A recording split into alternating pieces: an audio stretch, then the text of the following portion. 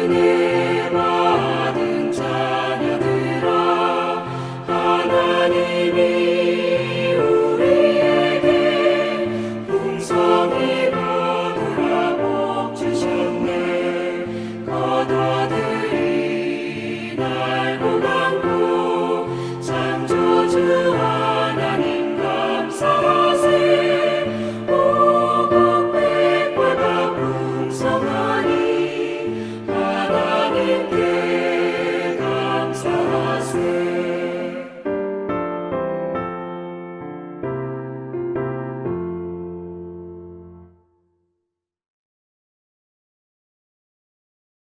그러나 무엇이든지 내게 유익하던 것을 내가 그리스도를 위하여 다 해로 여길 뿐더러 또한 모든 것을 해로 여김은 내 주 그리스도 예수를 아는 지식이 가장 고상하기 때문이라. 내가 그를 위하여 모든 것을 잃어버리고 배설물로 여김은 그리스도를 얻고 그 안에서 발견되려 함이니, 내가 가진 의는 율법에서 난 것이 아니요 오직 그리스도를 믿음으로 말미암은 것이니 곧 믿음으로 하나님께로부터 난 의라. 우리가 반드시 따라야 할 지식. 본문은 빌립보서 3장 7절로 9절 말씀입니다. 사람은 아는 만큼만 행동하죠. 그래서 아는 만큼, 그 지식은요, 힘이라 그래요. 뭐 의사라든가 또 법률가라든가 과학자 등 그런 그분들의 전문 지식, 그리고 또 예술가들의 영감적인 또 음악 미술 등 뭐 그런 것들이요, 모든 사람들의 삶을 또 풍요케 하는데 대단히 유익하죠. 그런데 세상에는 뭐 유익은커녕요, 사람들에게 큰 해악을 끼치는 그런 악한 지식들도 사실 많아요. 우리가 지나가는 역사를 돌아보면 그런 악한 지식들이 이 세상을 아주 어지럽히고 또 사람들을 또 파괴했죠. 악한 지식, 그런 악한 지식들이 세상에 많은데 그런 악한 지식들을 하나로 대표하는 그런 대표적인 지식이 있어요. 그게 바로 인문주의라는 겁니다. 네.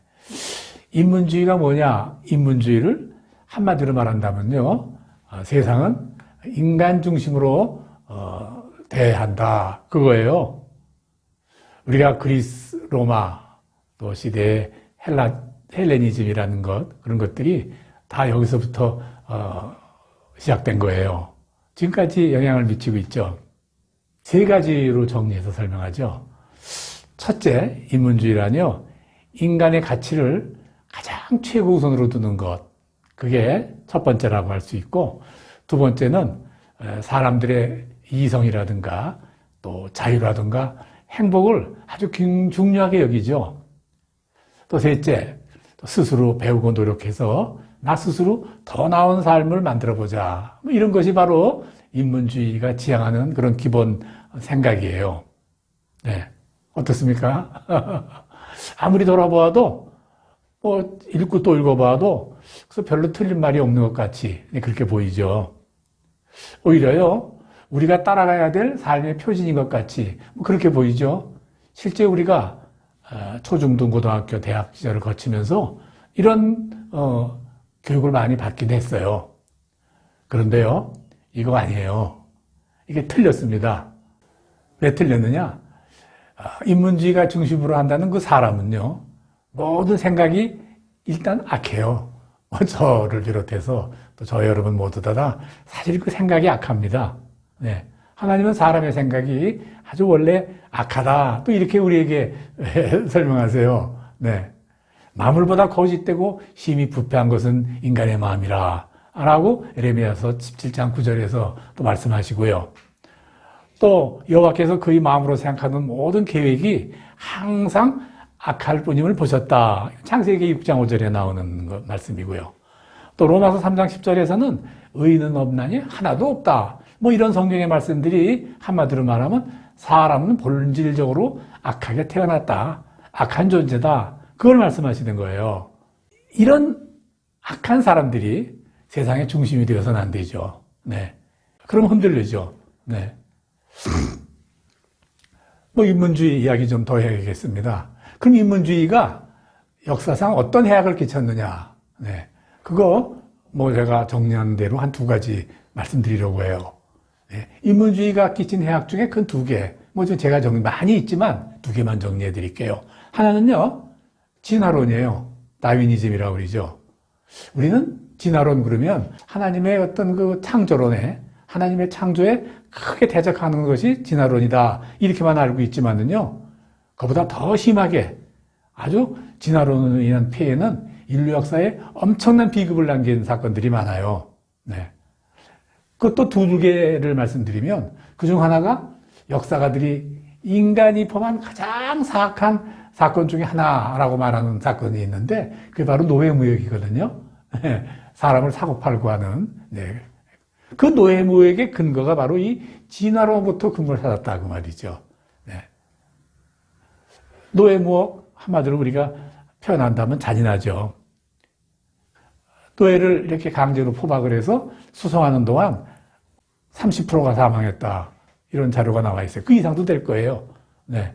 또 잡혀온 후에 또 팔려가서 나머지 살은 생존 기간이 불과 7년에 불과했다. 이거 뭐 더 짧을 수도 있어요. 네. 그 당시에 신사나라라고 하는 영국을 비롯한 서구 유럽의 대부분의 유럽 나라가 이 노예무역에 동참을 했었어요. 왜냐? 나라에 이익이 되니까. 네. 이게 왜 이렇게 됐느냐? 네. 그 당시 유럽 사회에는요, 진화론의 뿌리를 둔 그 사회적 다윈이즘 이런 것이 아주 팽배했었어요. 이게 무슨 말이냐? 열등한 동물은 도태된다. 이게 진화론의 기본 아닙니까? 네, 우월한 종자는 이렇게 다 우위를 차지하고 살아남고 열등한 동물이 도태되듯이 사람도 이 열등한 사람은 도태될 수밖에 없다. 그러므로 아프리카에 사는 그런 얼굴색이 검고 참 무지한 열등한 족속은 결국은 도태할 수밖에 없었고 그런 열등한 족속에게 그런 노예로서 대접을 하는 것은 이건 뭐 당연한 거 아니냐. 어차피 도태될 것인데 이런 논리인 거예요. 기가 막히지 않습니까? 네. 그 우리가 영국에서 가장 존경받는 인물이 누구냐면 바로 나폴레옹과의 전쟁에서 승리해서 영국의 대영 제국의 기틀을 마련한 그 넬슨 제독이라는 거 있죠. 제가 영국에 안 가봤지만 우리 트라팔카라 해전을 기념해서 그분을 기념해서 트라팔카라 거리라 뭐 광장도 있다 그래요. 우리나라로 치면 그지 그 이순신 장군 정도의 비유를 할까요? 네. 그렇게 존경받는 인물이 그가 바로 노예무역을 찬성했다고 그래요. 네. 넬슨이 이런 사약한 일에 동참할 수 있었던 것은요, 바로 진화론이라는 것을 맞는 지식이라고 따랐기 때문에 그런 거죠. 그것만이 아니죠. 뭐 히틀러의 인종 말살 전책, 뭐 수백만 죽었죠. 또 스탈린 역시 비슷해요. 이런 종이란 독재들 똑같은 맥락이에요. 네. 두 번째, 제가 진화론 설명을 드렸고, 두 번째, 노예무역만이 아니라 진화론의 또 다른 하나의 파생상품이라고 볼 만한 그런 하나의 악한 사상이 있는데 이게 공산주의죠. 네. 시작은 사회주의로부터 시작이 돼서 공산주의로까지 발전된 그런 생각이에요. 지식이에요. 네. 자, 한번 보면 공산주의의 모토는 뭡니까?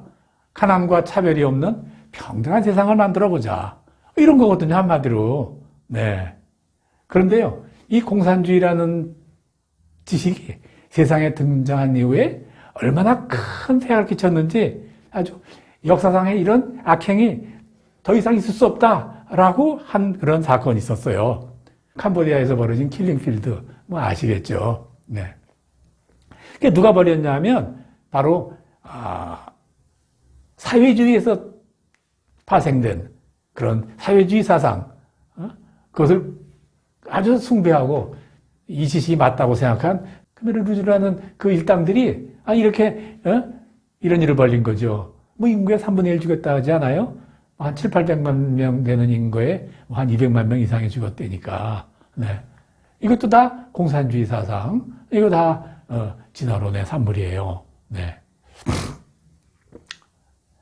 그 이제까지 그 역사를 통해서 인간에게 악한 폐해를 준 대표적인 잘못된 그 지식들, 바로 진화론이나 또 공산주의 설명했는데 이것의 뿌리가 바로 인문주의다 그 말이죠. 인문주의. 네. 그 우리의 정말 우리가 알아야 될 지식은 뭐죠? 네, 반대예요. 네. 바로 믿음을 갖는 지식이에요. 믿음은 우리는 스스로 힘으로 아무것도 할 수 없는 약한 존재이고 오직 우리 인간은 하나님의 은혜로만 살 수 있다.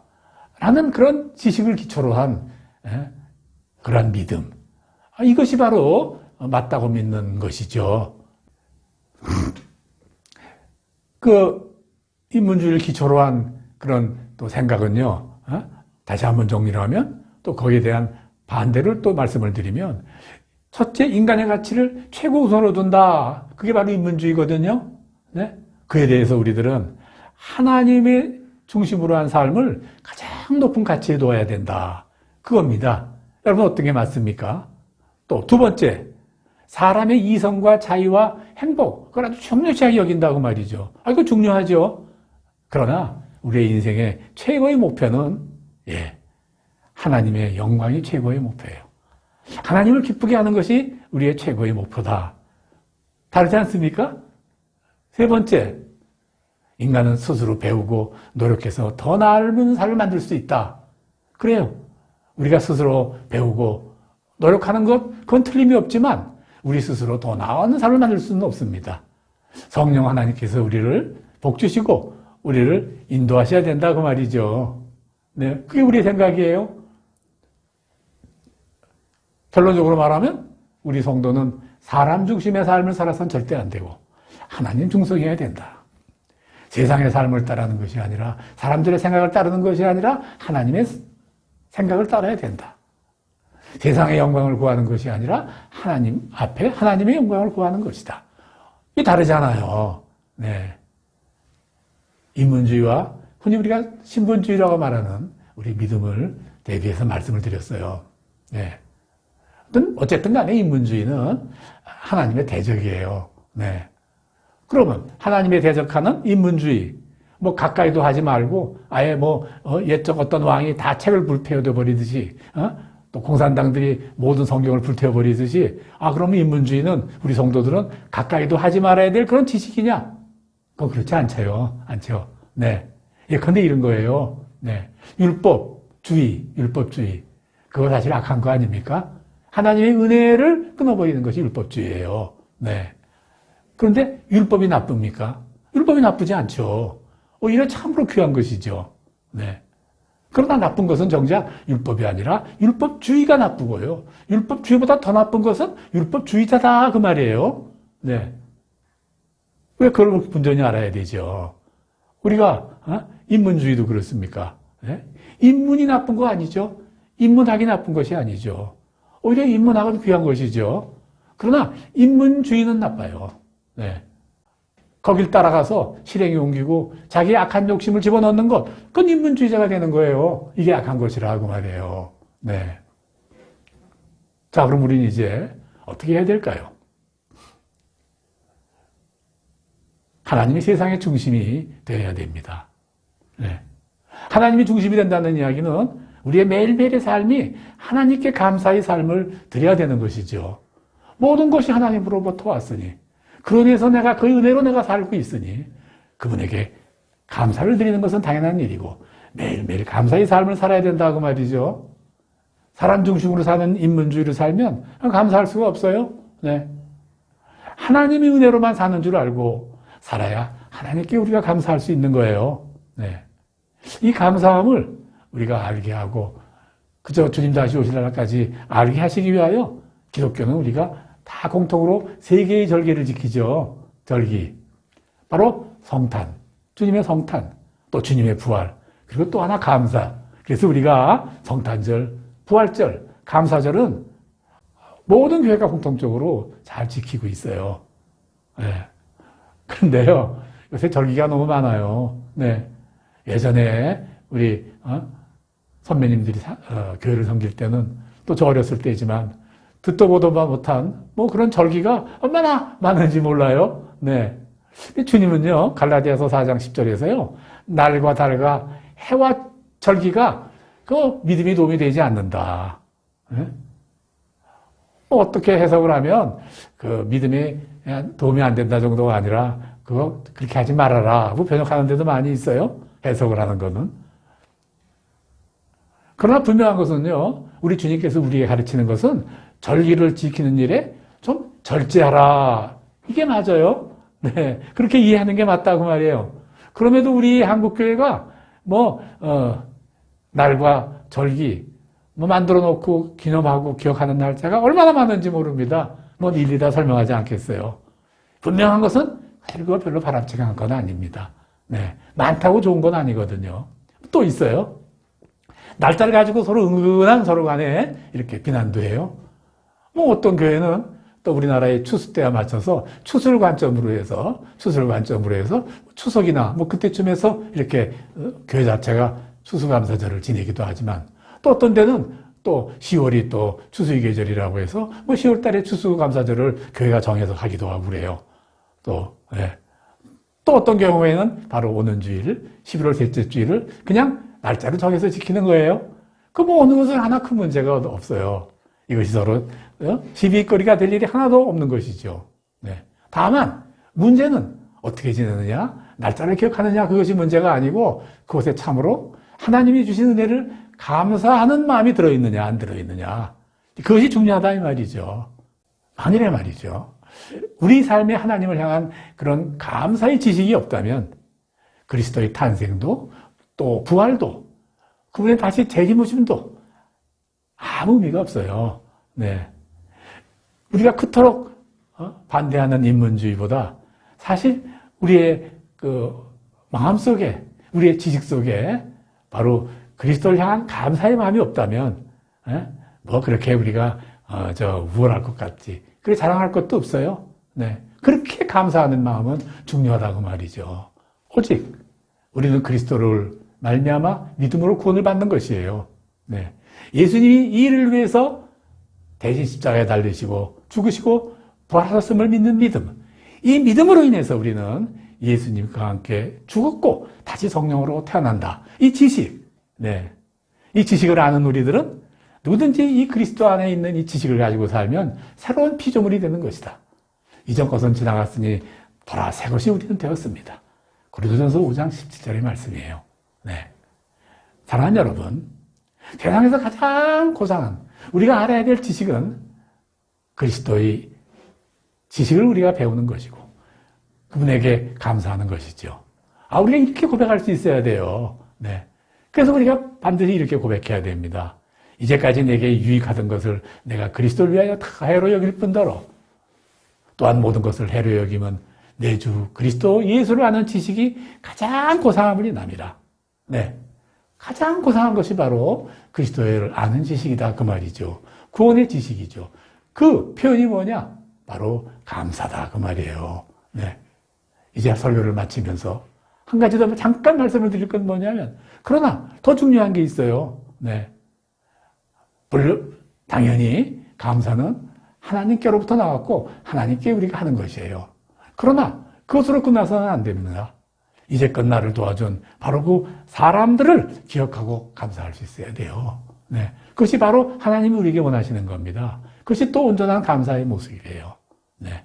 사랑하는 성도 여러분, 오늘 온라인 영상을 통해서 각자의 방법으로 저와 함께 예배드리는 사랑하는 성도 여러분, 오늘은 우리가 많은 교회가, 대부분의 교회가 추수감사절로 지키는 날입니다. 여러분들의 삶에 감사할 거리가 가득하길 바랍니다. 하나님께 감사하고 나의 삶을 가까운 거리에서 도와준 이익을 기억하는, 이웃을 기억하는 귀한 추수감사 절기가 되기를 우리 예수 그리스도의 고귀하신 이름으로 간절히 기원합니다. 아멘.